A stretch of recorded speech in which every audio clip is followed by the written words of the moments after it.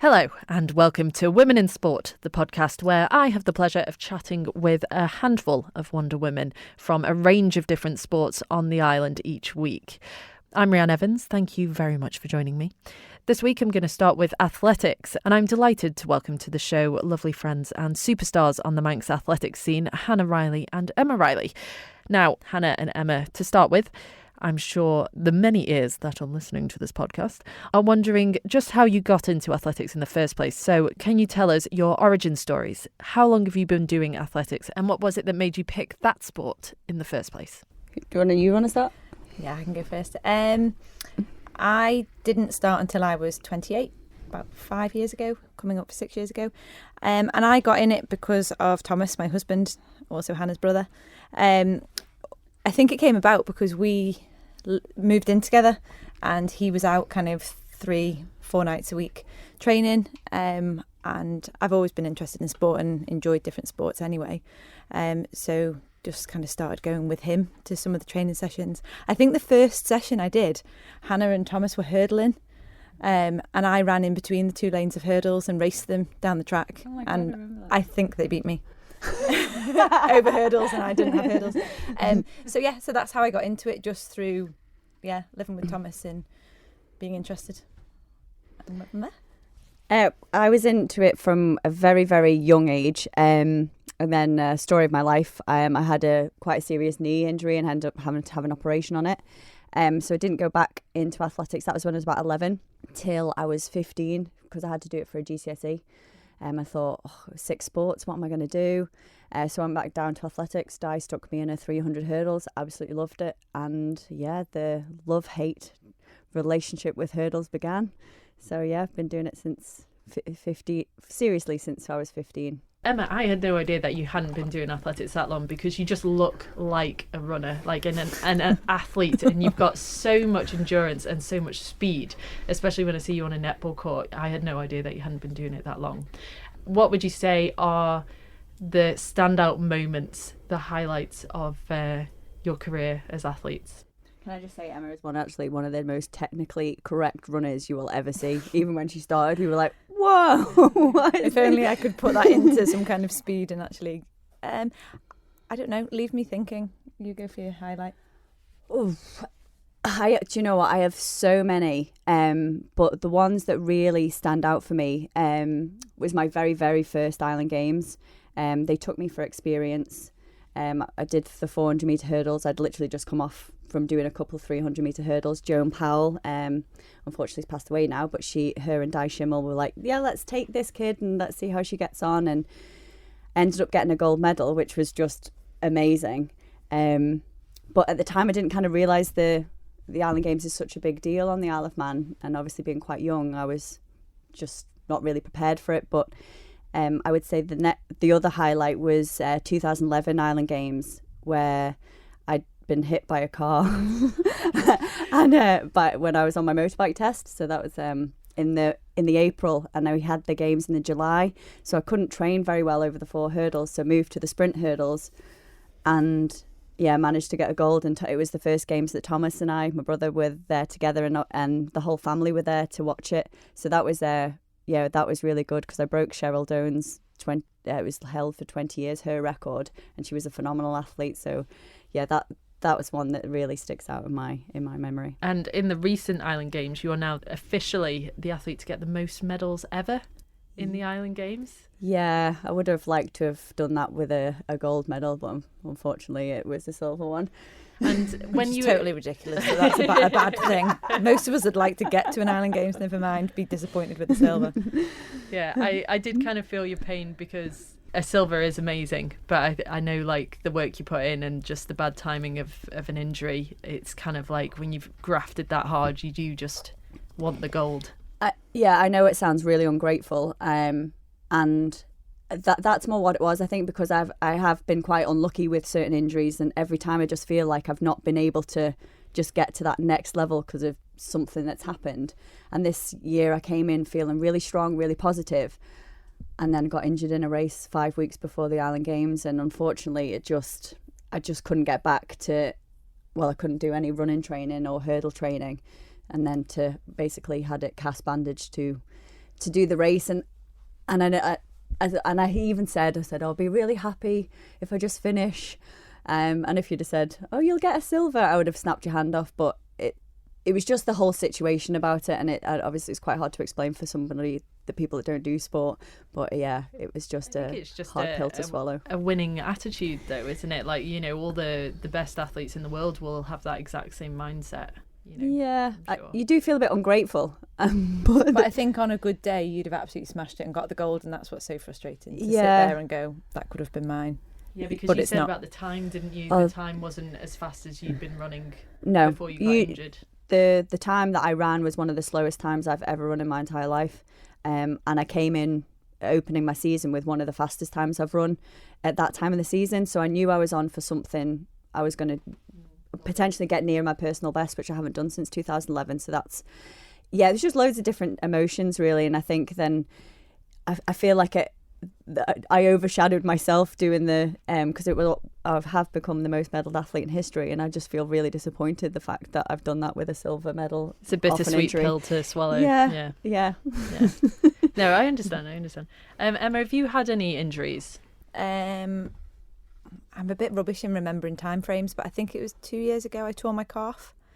And I lose track of where we are time-wise. You really struggled that for a long time, didn't you? Yeah, it was tight for a long time, and I just carried on training as we all do. Like, oh, it'll be fine, getting the odd massage here and there. And then I was doing a hurdle session, and went over the hurdle and it just pinged.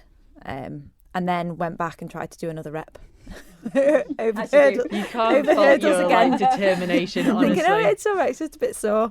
Yeah, that was it. So it was a few months of rehab and stuff. So nothing overly serious, but big enough to stop the season. Yeah, and like it's a very mentally challenging thing, like coming back from injury and being frustrated and knowing you just have to sit off because that's going to be the best in the long run. Yeah. No pun intended.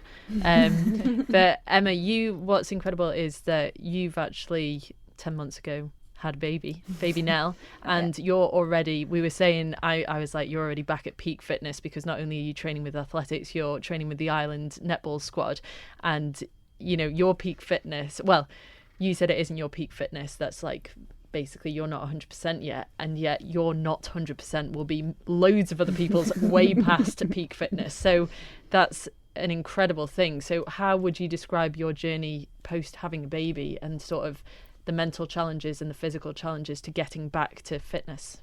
I think so. A lot of it starts kind of pre-baby.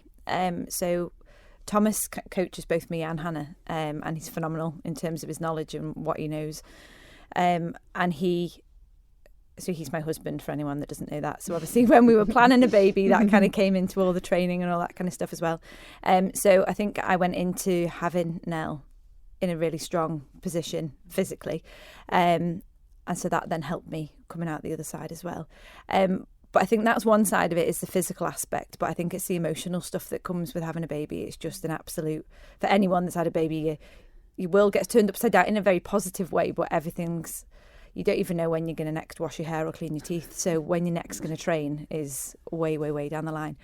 But I think I just started slow and steady. So just initially just getting out for little walks with the pram where I could, and bits and bobs like that, and just gradually building up, doing bits of gym work, just very light intensity, more band work than anything else in the gym, and then just running when I could and when I felt like it. I think a good decision I made was to not go back to netball. I could have gone back. So I had her in the November, and obviously netball season's running through the winter. I could have gone back, but I wanted to get myself back fit and strong, and that came with the gym work and that kind of thing. So I think the biggest difficulty is striking the balance of being the best mum that you can be, but also giving yourself the time to do the things that you love and all that kind of stuff as well. But I think we've got that balance. Got going back to work to throw into the mix again yet, but at the moment the balance feels quite good. It does sound like you've just been really wise with it, you know, that because it's like we were saying with an injury, it's difficult to sort of hold yourself back from doing those things, and also I would imagine like the guilt of even just leaving your child for a little bit to go training could like affect you as well. But it does. She comes with us. She comes with Oh, us. perfect. Yeah. She's down at the track. She's like the team mascot. Everyone down at the track knows her. She's down there all the time. They all love her as well, don't they? Everyone's always like, I'll take her for a walk. It's fine. I'll miss out this rep. So she's good. No, it does sound like you've hit the perfect balance. That'll be really inspiring for, I'm sure, other mums to listen to. Yeah. I think I'm lucky as well that we've got both of our families are on the island, so we've got the support that way, and some people don't have that. But I think the important thing is just to get a balance that works for you, and it works for us at the moment. So, moving on to looking at more gender in sport, as I was saying before, with a lot of team sports, women's sport, I know it's getting more coverage now, like we saw the Football World Cup and the Netball World Cup. And that's great, but with a lot of women's sport, it does seem there's a definite imbalance in terms of coverage and funding and just perception of people thinking it's not as interesting to watch. But with athletics, I've never, ever kind of got that impression. I've always seen athletics as a key sport where you just don't really see that difference. And I know with competitions, the men and women compete at the same time. And it is different because it's individual sports in comparison to team sports. But what do you think athletics is doing right in terms of making that balance a lot more equal in comparison to other sports? I think as well, when it's on TV, as you said, all the events are there. So the men and the women's events, you've got a 2-hour slot and they equal it out among, both sexes. So for a lot of other sports, some people want to watch male football more than female football. Obviously, that's prevalent. So that's on a better time. And like on the BBC, big channels that everyone can access. Whereas, you've got male and female on the same channel. Yeah, you can't watch one without watching the other. They're there, aren't they?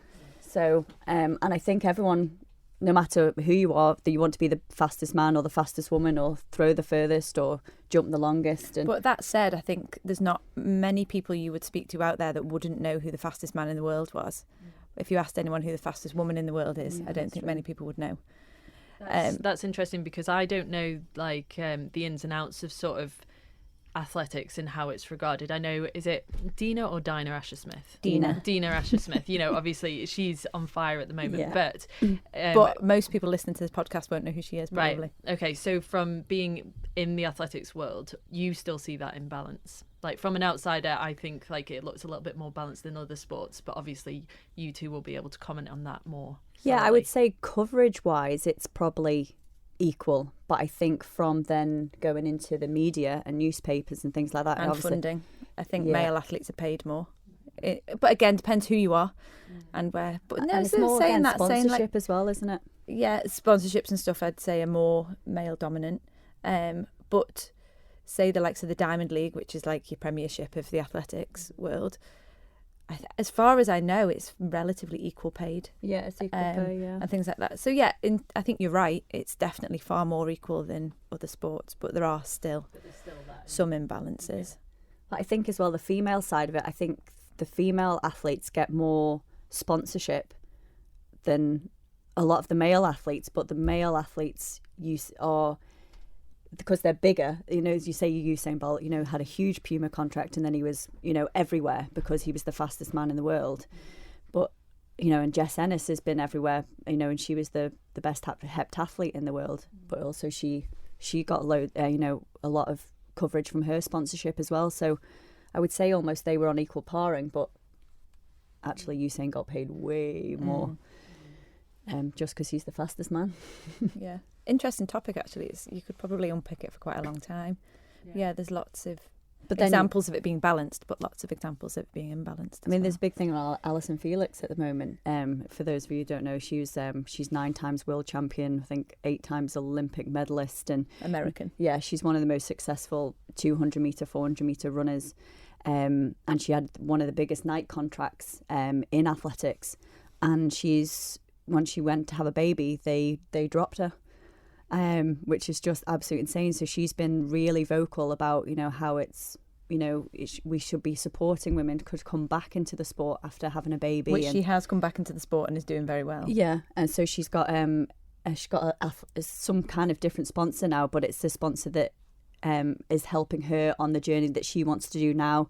Obviously doing a lot more promotion of, women's rights and the way women should be treated, and not just dropped because actually you're not going to get us the coverage that we want. That's part of the reason why I wanted to do these sort of podcasts, because I didn't know anything about that, and that is outrageous. And like we talked about a few weeks ago on Perspective, you know, men and women are different. Everyone knows that, but I think people expect, like in sport, it's you want to watch the fastest person, and the fastest person is a man, and yet you can't demonize women for being different. You know, it's equally as interesting. It's just different genetics. So I think the fact that she was dropped because she was, you know, going to have a baby is there atrocious. Might have been different reasons, but you know, that's what she's been quite vocal about. And you know, you look at people like Justin Gatlin, who came back after a drugs ban. You know, he still got one of the biggest night contracts. And then there's Jo Pavey, who is one of our you know, really good long distance runners from the UK. She came back after having twins, or sorry, I might have that wrong, but I know she had kids.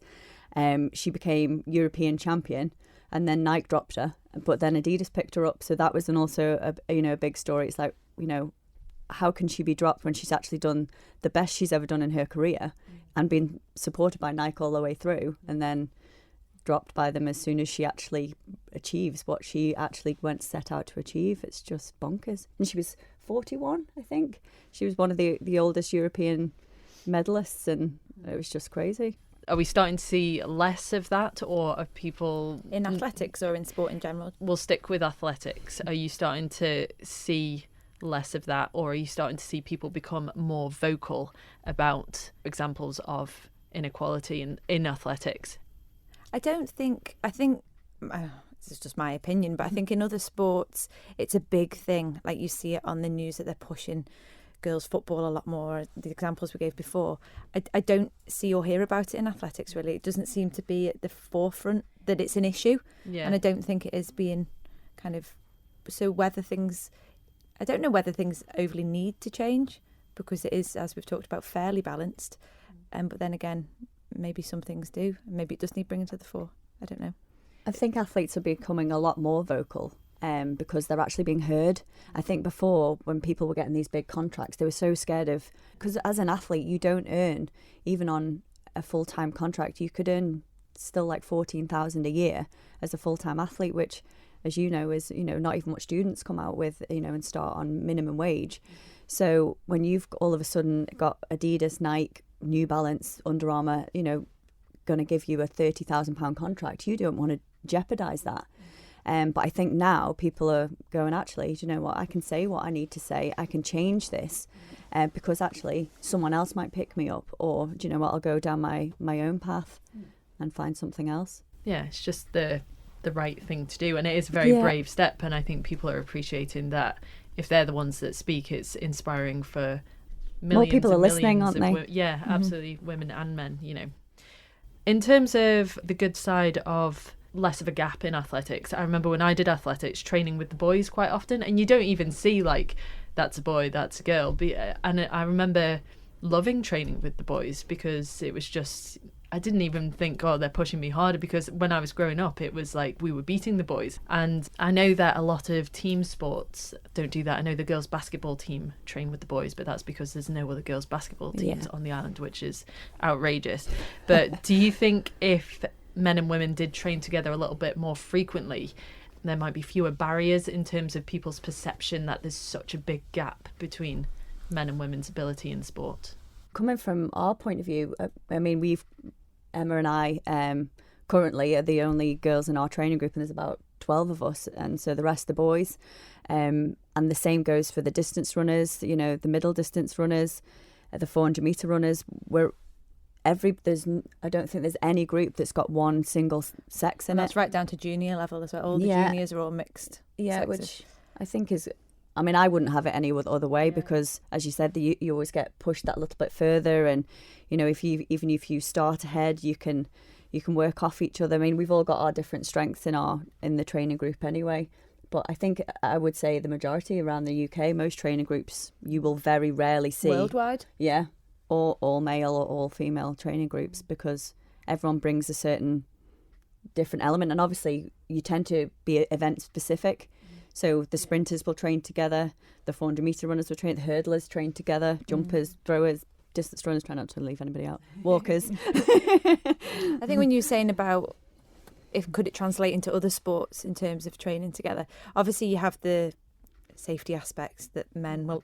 It's very frustrating. I find it so frustrating. It's something I've fought with all my life, that men will always be stronger and always be bigger and always be faster, and that is a genetic thing that unfortunately we've always got to deal with. So thinking of, say, rugby or any kind of contact sports, you've obviously kind of got your safety and that kind of element in it. But I do think you could mix up training a little bit more, which I think would maybe change perceptions of things and get people a little bit more on board with women in sport. Definitely. Even the majority of the training, even there's certain bits then, you know, as Emma said, in rugby that you can't do because of health and safety. Surely there's some bits that you could do together, or your fitness together. And athletics is very different because obviously it's a lot individual. You have your lanes so you can stay away from each other. So we are in a very unique position, and I wouldn't change it. The swimmers on the island and things like that, do they train I mixed think they groups? do, I think. I would assume, I thought so. Because it's a similar thing, isn't it? It's an individual event, but you train just in as the a group. water, yeah. What are numbers like for girls taking up athletics, younger girls? Hannah, as development officer, or just finished development officer, could tell you more. Yeah, looking at them, I would say it's really good. It's always come across like a very popular sport on the island. Yeah. Big waiting lists for like the younger age groups. Yeah, for all the clubs across the island. Why do you think that is? I think because everything's based around it. You know, it's run, jump, throw. And no matter what sport you do, you're going to either, you know, have three of those elements, one of those elements, or two of those elements. So it's so transferable to so many different sports.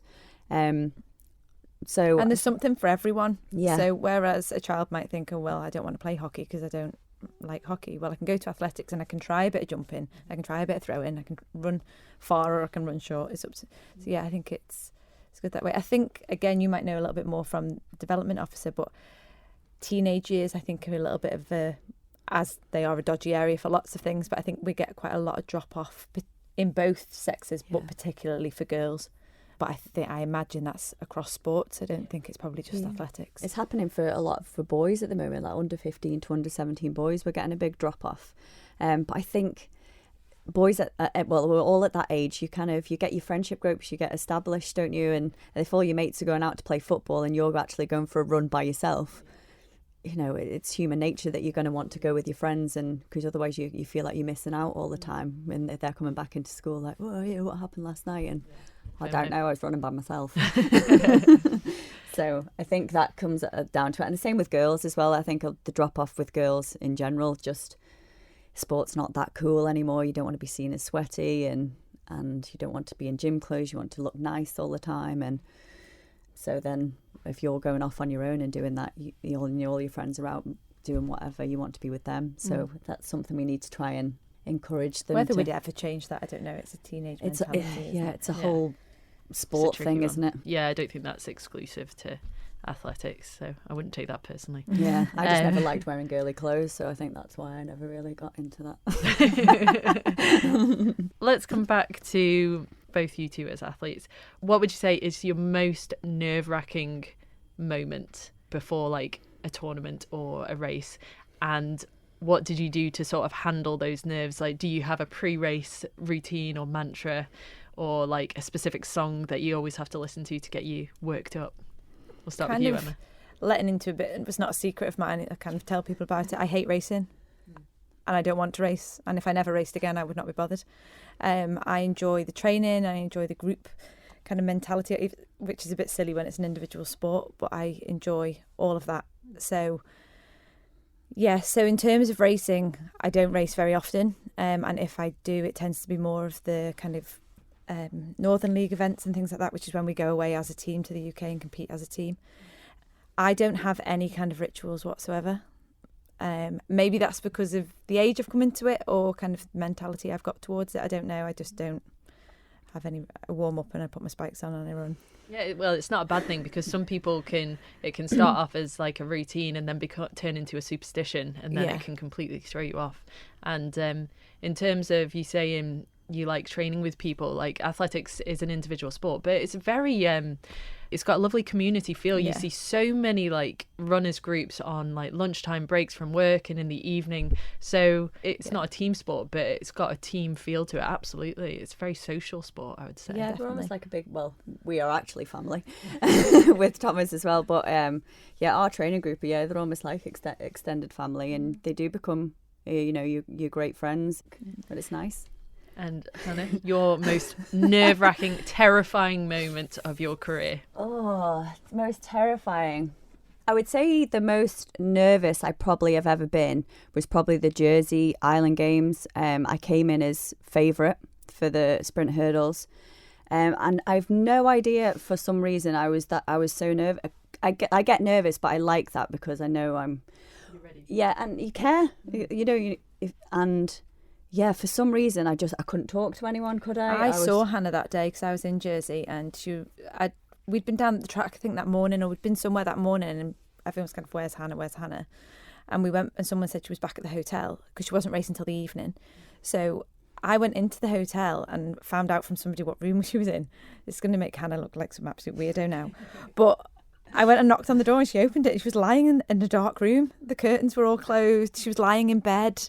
It was like she was dying of some kind of really bad illness or something. And I was like, are you okay? Yeah, I'm fine. And so that's what Hannah's mantra was that afternoon. I'm just going to lie in a darkened room. Is that your routine? No, do you know what? Only sometimes I did it before the Isle of Wight. Myself and Harriet Pryke, we both had the final that night, and we just thought we'll go back for a nap. And obviously I ran a PB. I ran the best race I think I've ran for, you know, one of the best races I've run ever. So I just thought that's the way I'm going to control my nerves, because I am ready for this. You know, I can do it. But I'd never gone into the sprint hurdles as the favourite. So it was just, sorry, that's a lie. I went into the Bermuda as the favourite and I ended up coming second again. It's a lot of pressure though, going into something as the favourite. And I get annoyed with myself because I'm like, I'm working myself up here. So as Emma said, I just kind of took myself off, and even just warming up, I remember just thinking, oh my God, this is ridiculous. Just sort yourself out. And even during the race, it was the first time I remember thinking during the race. Normally I'm just like, just get to the end and beat all these chicks. And I literally got to hurdle 5 and I was in the lead, and I just kept thinking, don't mess up, slow it down and just go through the motions. Did that work for you, having those thoughts? I just don't know why I had them. You know, it was just stupid. It did work. She got the gold medal. I did, yeah. I came across the line and I was a bit like, it was a very surreal situation from going in as the favourite, working myself up, and actually I almost felt a bit flat after it. But yeah, that was one thing that sticks in my head about being that nervous. But I don't really have a pre-race routine. I always think the more structured you are, the more it kind of gets in your head if you miss something or forget something. And obviously I always have my spikes, my shorts, and you put things on in a certain order, but you always have to put them on anyway. So I know Joe Reid puts his like right spike on and then his left spike on. But yeah, I'm not at that OCD about it. In terms of sporting films, you know, you've got for athletics, you've got Chariots of Fire as probably the main one. I've never seen that, you know. It's one of my dad's You're favourite. speaking to the wrong person. However, carry on, because I think I might have an answer. I was going to say, like, before in Netball Europe in Gibraltar, before every game, I would have to watch on YouTube a clip from Remember the Titans. Have you seen Remember the Titans? And it's a clip where he's just like, you know, leave no doubt, you know, you do not walk off this field, or you will crawl off this field, da da da da da. And Rachel, I'd be rooming with Rachel and I'd be like, Rachel, I'm sorry, I just have to watch this clip again. And she's like, okay, like every single day. It was weird. But I was wondering if you had any like films or like, have you seen A League of Their Own, the baseball one? Oh yeah, with Madonna in it. Yeah, that's a great film. But I was wondering if either of you had any sporting films you like. I love, and this is ridiculous that I've seen this film so many times, because if anyone knows me, I've hardly seen any films. I'm rubbish. But this one I've seen loads, and it probably is more influential in terms of training, and it's Coach Carter, the basketball film. And all I hear is head to the baseline. So it's like at training, like we had it on Thursday night, we were up at Nobles Park and we're walking back to the start line, and Thomas is like, 10 seconds, and it's like, oh, to the baseline. so I do really like that film. Great choice. It's I like a lot of films, but I'd nothing really. I don't feel like I need to watch anything to kind of spur me on. I think I get too much in my own head as it is. I tend to over arouse myself, as they say in psychology. But I try and not to do that. I try and keep myself on a steady level, because otherwise then you don't sleep and things like that. And I've been a culprit of trying to focus so much that I over focus, and it completely throws me off. I find that usually if I'm a little bit sleepy, and I find it with snowboarding as well, my body is just nice and relaxed, and it's the perfect amount. And that's when I play my best, is when I'm relaxed and not like, oh yeah, beast mode, I need to focus, just sort of chilled. And it seems to work. It's that optimum thing, isn't it, about being relaxed but also having that raring to go. But sometimes you can definitely go the other way. I've just got 2 more questions for you. The first one's quite a big one, but for you personally, what do you want for the future of Manx athletics? Oh my goodness me. I think participation, really, that just more people more children and more adults coming into the sport. With the masters level now stuff, so over 35s, you can go up into any age group, is getting bigger and bigger and bigger, and more of our on-island older athletes are doing that. So just that continuation through, because as Emma said, it's not always about racing. Actually training together and the camaraderie and being a big family is what a lot of people potentially might not have at home. And obviously mental health and well-being is all a big thing at the moment. So I think just for having that bit of time to yourself, having other people with similar interests, and just keeping that enjoyment all the way through, that would be what I'd look for, I think. And I think it's a bit of a bugbear of mine, it's for Manx athletics, but just athletics in general as well, is going back to what Hannah said, that you can just train, you don't need to compete. People seem to think that when you do athletics that you're going to go to the Olympics. So people will say to me, oh, so what are you training for? And I'll say, I'm just training because I enjoy it. Well, are you going to go to the Island Games? Are you going to go to the Commonwealth? Are you going to go and they've spoken to me about Thomas before. Do you think he'll go to the Olympics? Probably not. Well, he wouldn't do now, but back in the day, no, probably not. And that's a bit like saying to somebody who plays club football, are you going to go to the World Cup? No, you're not. Are you ever going to represent England? No, you're not. But you're allowed to go and play football and enjoy it. And I think I'd like that mentality to just people to understand that athletics is a sport, as is every other sport, to just go and enjoy and do as much or as little as you want. It's interesting that, because I don't think, like you said with football, I don't think that's a common thing in other sports. And I didn't realise that was such a sort of stereotype that people would ask that. Oh, it's so common. It's even when... you're only a second away from like Olympic medals. It's like, do you realise how big that is in a sprint? Anyway, people would be finishing and I still wouldn't be on the TV. That's it. But it's that big a gap. And obviously you don't think second is like that, but in sprinting terms, it's huge. And even when Thomas he's only half a second away from the world record. It's like, yeah, that's pretty big still. There's still about 150 people between them, or even probably more than that.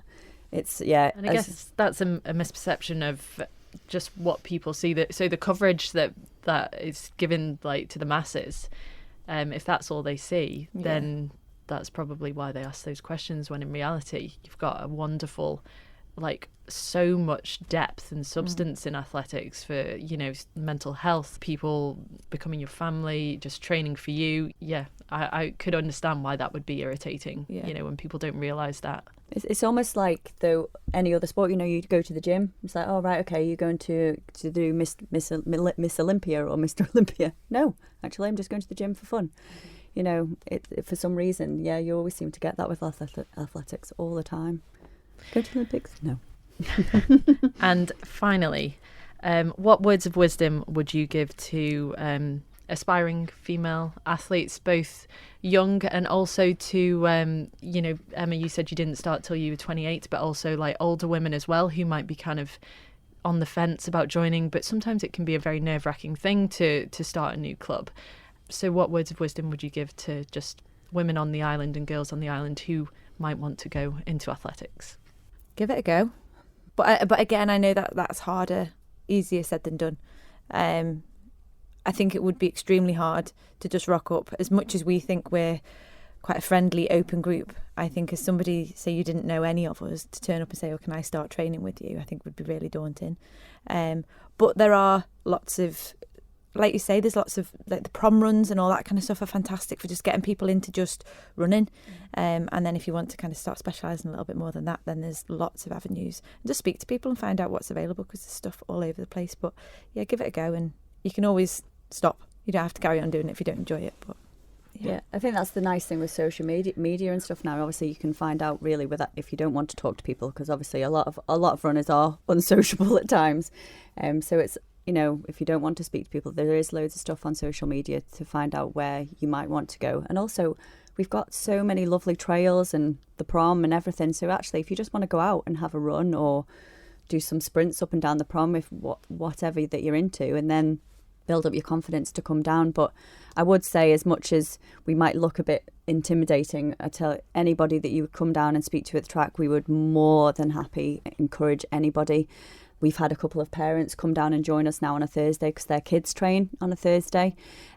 So actually, rather than them sit down and go have a coffee, they've actually come and done some sprint work and things with us, which, you know, sprinting sometimes is a little bit nicer than, you know, going for a 40-minute run or whatever. But it's whatever you enjoy, really. But and every single session we do can be scaled to suit any ability. Like I stopped running probably at about 7.5 months pregnant, but was running up until that point. And by no means was I keeping up with any of these lot, but you were able to scale every session. That's incredible that you were 7.5 months pregnant and still running. That's awesome. Yeah, well, running in the loosest term. But yeah, but you can scale every session to suit all capabilities. So she actually raced pregnant and beat people too, which was just I was only amazing. Kind of 14 weeks at that point. I wasn't but we're like, pregnant. she was pregnant.